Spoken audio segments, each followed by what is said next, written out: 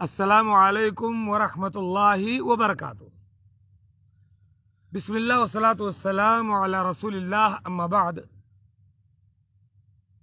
پہلے میں اپنی بات پیش کر دوں، اس کے بعد ہمارے یہ سب احباب کوئی سوال کرنا چاہیں تو کر سکتے ہیں۔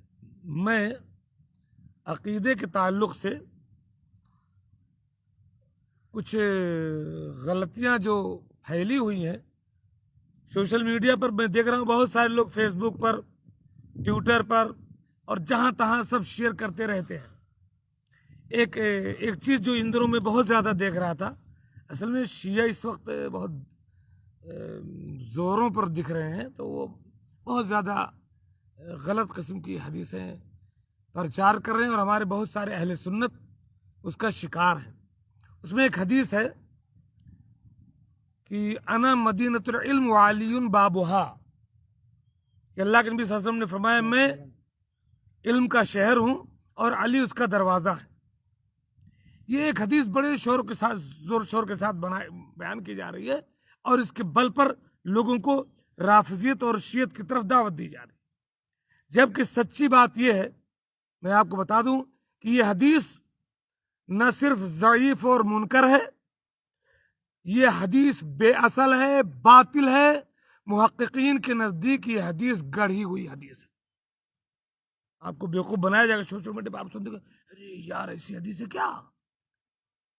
آپ جان لیجیے، اگر آپ کو دھوکہ نہیں ہونا چاہیے، حدیث نہ صرف ضعیف ہے بلکہ منکر ہے، بے اصل ہے، باطل ہے، گڑھی ہوئی حدیث ہے۔ اس حدیث کی کوئی اصل نہیں، کسی نے بھی بیان کیا، آپ تحقیق کر لیجیے اور سن لیجیے۔ جو لوگ بھی یہ حدیث جان بوجھ کر کے اپنے حق میں استعمال کر رہے ہیں اور اللہ کے نبی صلی اللہ علیہ وسلم کی طرف ایسی بات منسوب کر رہے ہیں جو آپ نے نہیں کہی ہے، وہ اللہ کے نبی صلی اللہ علیہ وسلم کی ایک خوشخبری سن لیں۔ پیارے آقا صلی اللہ علیہ وسلم نے فرمایا، اور یہ حدیث متواتر ہے۔ متواتر کا مطلب اتنے روات نے ہر طبقے میں بیان کیا ہے کہ ان کا جھوٹ پر اکٹھا ہونا ناممکن ہے۔ حدیث کیا ہے؟ من کذب علی متعمدا فلیتبوأ مقعدہ من النار۔ جو کوئی میری طرف ایسی بات منسوب کرے جو میں نے نہیں کہی ہے، وہ اپنا ٹھکانہ جہنم بنا لے۔ اگر آپ کو پتا ہے کہ یہ حدیث صحیح نہیں ہے، جھوٹی حدیث ہے، پھر بھی بس آپ اپنے فائدے کے لیے استعمال کر رہے ہیں اس کو، پیارے آقا صلی اللہ علیہ وسلم کی زبان میں آپ جہنمی ہیں۔ ایک بات، ایک اور حدیث ہمارے اہل سنت کے لوگوں میں پھیلی ہوئی ہے، اور جب سے سوشل میڈیا اور فیس بک چلا ہے تب سے تو ہر کوئی عالم، ہر کوئی مفتی ہو گیا ہے۔ ٹھیک ٹھاک لوگ بگڑ رہے ہیں اور بہت سے بگڑے لوگ سدھر رہے ہیں۔ حدیث کیا ہے؟ لولا کا لما خلقت الافلاک، اے اللہ کے نبی اگر آپ نہ ہوتے تو میں دنیا پیدا نہ کرتا۔ یہ حدیث جھوٹی، بے سند، باطل اور گڑھی ہوئی حدیث ہے، اور آپ نے بہت سنا ہوگا محمد نہ ہوتے تو کچھ بھی نہ ہوتا صلی اللہ علیہ وسلم۔ اس حدیث کو خوب بیان کیا گیا ہے۔ اس دنیا کو اللہ تبارک و تعالیٰ نے ایک خاص مقصد کے لیے بنایا ہے۔ مخلوق کو اللہ تبارک و تعالیٰ نے ایک خاص مقصد کے لیے پیدا کیا ہے۔ وہ مقصد کون بیان کرے گا؟ اللہ تعالیٰ خود بیان کرے گا۔ اللہ تعالیٰ نے فرمایا، اعوذ باللہ من الشیطان الرجیم، وما خلقت الجن والانس الا لیعبدون۔ یعنی مقصد آپ جھوٹی حدیث سے بیان کرو گے یا قرآن کی آیت سے مقصد پتہ چلے گا؟ حدیث جھوٹی آپ کہہ رہے ہو کہ محمد صلی اللہ علیہ وسلم کے لیے دنیا بنایا گیا، اور قرآن کہتا ہے، اللہ تعالیٰ کہتا ہے ہم نے انسانوں اور جنوں کو اس لیے پیدا کیا کہ وہ میری عبادت کریں، اور باقی دنیا کی ساری چیزوں کو انسانوں کی خدمت کے لیے بنایا ہے۔ تو یہ دو باتیں بہت زیادہ چل رہی ہیں۔ تو میں نے بتایا اگر کوئی آدمی جھوٹی بات پیارے آقا صلی اللہ علیہ وسلم کی طرف سے منسوب کرتا ہے تو وہ آدمی اپنا ٹھکانہ جہنم بنا لے۔ باقی ہمارے ساتھیوں کو دیکھیں، کوئی سوال اگر ہو معاشرے میں سلگتا کوئی مسئلہ جس پر گفتگو ضروری ہو۔ ہمارے معاشرے میں ہے، کسی کی وفات ہو جاتی ہے تو چوتھے دن، کمل صاحب، ہاں جی، چوتھے دن محلے والوں کو بلا کے बच्चों को या औरतों को घर में कुरान शरीफ पढ़ाया जाता है इसाले सवाब के लिए, जाने दें, और- जाने दें। और मदरसों में भी पैसा वैसा देते हैं इसाले सवाब करवाने के लिए। तो ये कैसा है, जिसे सबको बुला के इकट्ठा ऐसा कुछ है? हाँ, ये एक बहुत बहुत बड़ा मसला है, और ये पहले था, धीरे धीरे खत्म हो रहा है, और कहीं कहीं धीरे धीरे चालू भी हो रहा है। मेरे भाई और दोस्तों, दीन और शरीयत नाम है कुरान का, सुन्नत का और सहाबा के फहम का। यही तीन चीजें दीन है, जो कुरान में है, जो अल्लाह के नबी सल्लल्लाहु अलैहि वसल्लम की हदीस है, और जो सहाबे कराम ने समझा है, वही दीन है।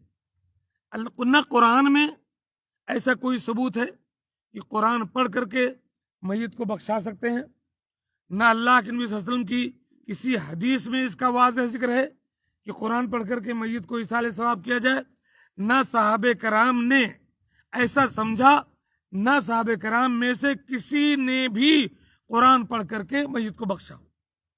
अल्लाह के नबी सल्लल्लाहु अलैहि वसल्लम के 3 बेटे वफात पाए हैं, कहीं नहीं साबित है। अल्लाह के नबी सल्लल्लाहु अलैहि वसल्लम की प्यारी से प्यारी बीवी हज़रत खदीजा रज़ी अल्लाह तआला अन्हा वफात पाई हैं कि अल्लाह के नबी खाना खाते वक्त उन्हें याद करते थे। कहीं इसका सबूत नहीं कि आपने कुरान पढ़कर बख्शा हो। चचा हमजा, जिसके कातिल को आपने कहा था मेरी नजरों के सामने नहीं आना, उनकी शहादत के बाद कहीं नहीं साबित है कि आपने कुरान बख्शवाया हो पढ़कर। तो जो चीज अल्लाह के नबी सल्लल्लाहु अलैहि वसल्लम कर सकते थे दीन समझ करके, साहबे कराम कर सकते थे और उन्होंने नहीं किया, उसको अब अगर हम करते हैं तो गोया कि हम ये बताना चाहते हैं कि अल्लाह के नबी सल्लल्लाहु अलैहि वसल्लम से ये बात रह गई थी तबलीग में। ये गोया कि एक तरह का इल्जाम है अल्लाह के नबी सल्लल्लाहु अलैहि वसल्लम पर। इसलिए सिर्फ कयास के बेस पर बहुत सारे उलमा ने इसकी इजाजत दी है, लेकिन मेरी तहकीक या हमारे असातिज़ा की तहकीक या हमने जहां तक समझा है, जिस चीज का सबूत ना हो कि इस चीज के जरिए इसाल सवाब किया जाएगा, उसको दूसरी चीज पर कयास न किया जाए। सदक़े के जरिए इसाल सवाब का सबूत है, हज के जरिए इसाल सवाब का सबूत है, उम्रा के जरिए इसाल का सवाब सबूत है, जिक्र के जरिए नहीं है, नमाज के जरिए नहीं है, कुरान के जरिए नहीं है। तो ऐसी तमाम चीजें जिनका सबूत ना हो, ऐसी चीजों को हमें धीरे धीरे छोड़ देना चाहिए। और सकरात के वक्त जैसे किसी की मौत होने वाली हो, औरतें देखता हूँ मैं या सूरह यासीन पढ़ती कुरान शरीफ लेके बैठ जाती हैं, ये सब कैसा है? असल में बहुत सारी खुराफात का दारोमदार ये एक खास मौजू है कि गुमराहियों के फैलने के असबाब, शिर्क और बिदात के फैलने के बहुत सारे सबब हैं, बहुत सारे बेस हैं। उन्हीं में एक बेस है कमजोर हदीसों का चलन। लोगों ने क्या समझा, हदीस के नाम पर अल्लब गल्लम, उल्टा सीधा, रत्बो याबे, झूठा सच्चा सब बयान करना शुरू कर दिया। उन्हीं हदीसों में एक हदीस है, इक़रऊ अला मौताकुम सूरह यासीन, अपने मुर्दों पर या करीबुल मर्ग पर सूरह यासीन पढ़ो। ये हदीस ज़ईफ है, कमजोर है। इससे इस्तिदलाल करके मैयत पर या बीमार पर सूरह यासीन नहीं पढ़ना चाहिए, हदीस सही नहीं है। इसी हदीस की बिना पर यह तरीका राइज हो गया है, लेकिन धीरे धीरे हमें तहकीक की तरफ आना चाहिए। सही हदीस के होते हुए हमें ज़ईफ की ज़रूरत नहीं है। अगर हम ज़ईफ की तरफ भागेंगे तो धीरे धीरे ज़ईफ से बातिल, बातिल से गढ़ा हुआ, धीरे से गलती, गलती से बिदअत, बिदअत से शिर्क में मुब्तला हो जाते हैं। ये शेख, अपने मुल्कों में आजकल क्या पहले से ये ज़रूर चलते आ रहा है, लोग जो है जुम्मा की एक नमाज पढ़ते हैं 7 दिन के बाद, बाकी नमाजों को जो है ऐसे तर्क कर देते हैं। तो ये क्या क्यों? जुमई मुसलमान। हाँ। असल में ऐसा है कि लोग ऐसा गलत फहमी, इंसान कमज़ोर है। मेरे भाई दोस्तों, बगैर नमाज के दीन नहीं है, बगैर नमाज के इस्लाम का तस्वुर नहीं है। कलमे शहादत के बाद पहला फरीज़ा, पहला रुकन नमाज का है। नमाज के बगैर इस्लाम का तस्वुर ही नहीं है। अल्लाह के नबी सल्लल्लाहु अलैहि वसल्लम की सही हदीस है, अल अहदुल्लज़ी बैनना व बैनहुम अस्सलाह, हमारे और उनके दरमियान जो अहद है वो नमाज का है। फमन तरकहा फक़द कफर, जिसने नमाज छोड़ दिया उसने कुफ्र का काम किया। मैं नहीं कहता वो काफिर है, लेकिन कुफ्र का काम है। अच्छा, जुमा वाली बात किस लिए आई? असल में एक हदीस है कि जो आदमी मुसलसल 3 जुमा छोड़ता है, अल्लाह ताला उसके दिल पर मुहर लगा देता है। उस हदीस के चक्कर में लोगों ने समझा कि चलो कम से कम मुहर न लगे, अपना जुमा नमाज पढ़ते रहें। غلط بات ہے. نماز 5 وقت والذین هم علی صلاتهم دائمون کامیاب مومنین کی علامت ہے. والذین هم علی صلاتهم یحافظون جو لوگ اپنی نمازوں کی محافظت کرتے ہیں. اللہ کے نبی صلی اللہ علیہ وسلم نے فرمایا جو اپنی نمازوں کی حفاظت کرے گا یہ نماز اس کے لیے نور و برہان ہوگی. اور بہت سے لوگوں کے بارے فرمایا جو نماز کی حفاظت نہیں کرے گا اس کا حشر ابی بن خاف حامان قارون کے ساتھ ہوگا. اور جو لوگ جب جہنمی چلے جائیں گے اور جب جنتی ان سے پوچھیں گے تو جہنم میں کیسے آ گئے, بہت سارے جرائم ہوں گے ان کے کفر کے بھی, لیکن جو پہلا جواب دیں گے وہ یہی کہیں گے لم نکن من المصلین, ہم نماز نہیں پڑھتے تھے. تو نماز پڑھنے کا مطلب جمعہ کی نماز نہیں, 5 وقتہ نماز مراد ہے میرے بھائی. 5 وقتہ نمازی بنی. اللہ تعالیٰ مجھے آپ کو تمام مسلمانوں کو نمازی بنا. اور یہ علم سیکھنا شیخ جنہوں نے جیسے ایک جو آدمی نماز کی طرف نہیں جاتا تو پھر علم تو کچھ ہوتا ہی نہیں ہے نا اس کے لیے. علم سیکھنا کیسا ہے اسلام کے اندر؟ علم تو پہلا فرض ہے. علم کے بغیر آدمی عمل نہیں کر سکتا, علم کے بغیر آدمی عقیدہ نہیں جان سکتا. تو اس قدر کم سے کم علم ہونا چاہیے کہ آدمی اپنے دین کی بنیادی باتوں کو جانے. اپنی اولاد کو کم سے کم 3 چیز کا علاج آدمی کو ہونا چاہیے. کس چیز کا؟ آپ کا رب کون ہے, آپ کا دین کیا ہے, آپ کے نبی کون ہے جن کی آپ کو پیروی کرنی ہے. یہی چیز آپ سے قبر بھی پوچھا جائے گا. اسی لیے اللہ کے نبی صلی اللہ علیہ وسلم نے فرمایا کہ جو شخص دن بھر میں 3 بار یہ کہے رضیت باللہ ربا, میں اپنے اللہ کو رب مان کر راضی ہو گیا, وبالاسلام دینا, اور اسلام کو اپنا دین مان کر راضی ہو گیا, وبمحمد النبی صلی اللہ, اور محمد کو اپنا نبی مان کر, وہ شخص جنت میں داخل. تو کم سے کم اتنا علم ہونا چاہیے کہ آدمی کفر اور شرک میں, حق اور باطل میں تمیز کر سکے. فرض ہے علم حاصل کرنا. اچھا میرے صاحب, وضو بناتے وقت بہت سے لوگ سر کا جب مسح کرتے ہیں تو کہتے ہیں اشہد اللہ الہ الا اللہ, وہ کیسا ہے؟ اور اسی میں مثال سلام پھیرنے کے بعد بہت سے لوگ سر پر ہاتھ رکھتے ہیں, دہنا کہتے ہیں یا کبھی یہ سب کیا ہے, یہ ثابت ہے کہ نہیں؟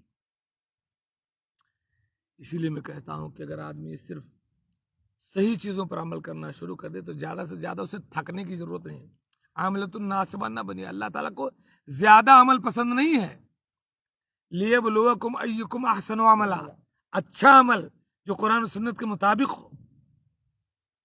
وضو شروع کرنے سے پہلے بسم اللہ کا ثبوت ہے, وضو ختم کرنے کے بعد اشہد ان لا الہ الا اللہ کا ثبوت ہے. بیچ میں کسی دعا کا کوئی ثبوت نہیں ہے. جو کوئی کرتا ہے یہ بدعت ہے. وکل بدعت ضلالہ, ہر بدعت گمراہی ہے. اس لیے گمراہی کے کام آپ نہ کریں. اس بسم اللہ اور اشہد ان لا الہ الا اللہ کے بیچ میں کوئی دعا نہیں وضو کرتے.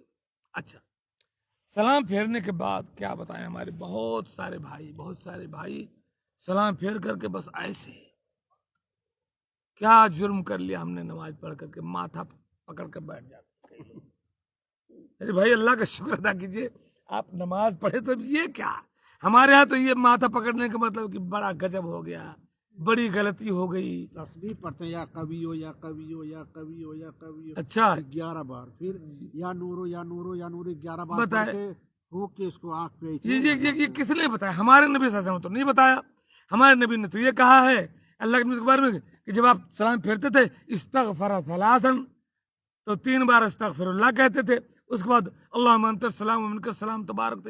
یہ کبھی یا عزیز یہ کب آپ نے کہا؟ اللہ کے نبی صلی اللہ علیہ وسلم نے تو نہیں بتائی ہے. یہ اپنے من سے ایجاد کر کے کہتے ہیں ایسا کہنے سے سر میں درد نہیں ہوتا. ایک آدمی سے ہم نے پوچھا ایسا کیوں کہ تو کہا سے سر میں درد نہیں ہوتا. ہم کہا کس نے بتایا ہے؟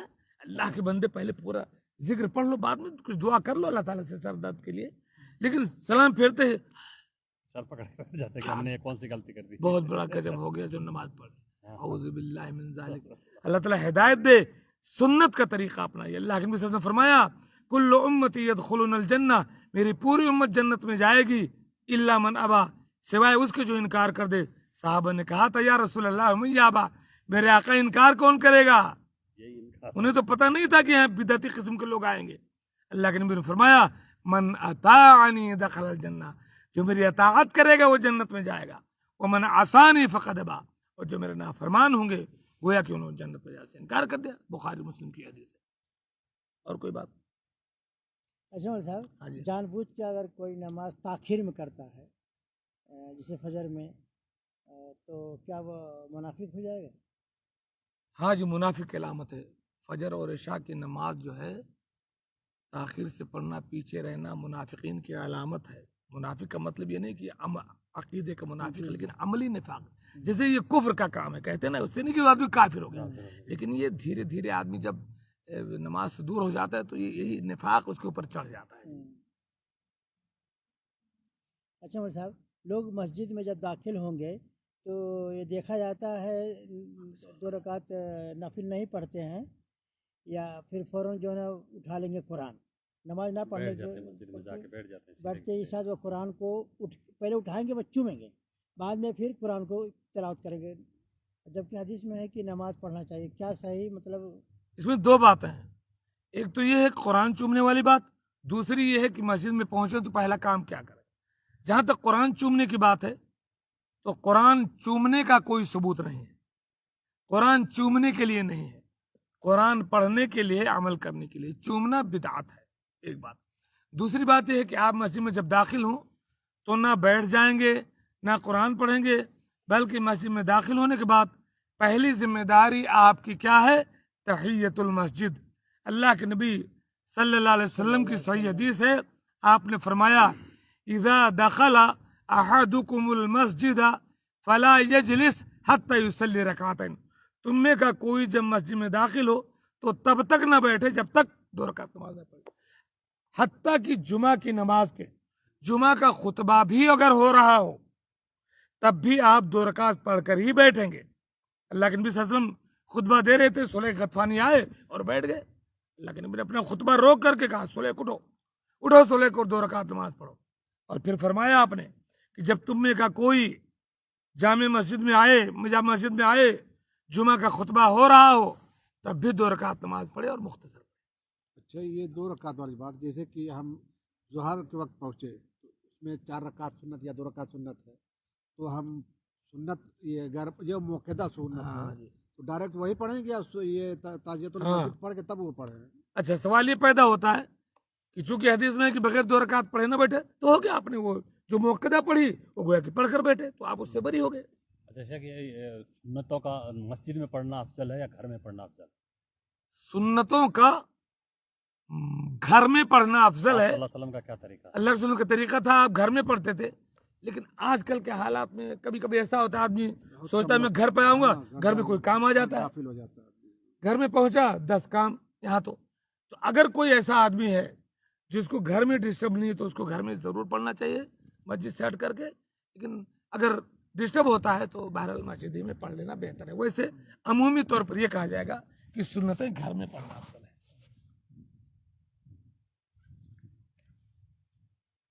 اللہ تعالیٰ سے میں دعا کرتا ہوں کہ اللہ تعالیٰ ہمیں حق بات جاننے کی، حق پر عمل کرنے کی، حق کی تبلیغ کرنے کی، اسے ایک دوسرے تک پہنچانے کی اللہ تعالیٰ ہمیں توفیق دے.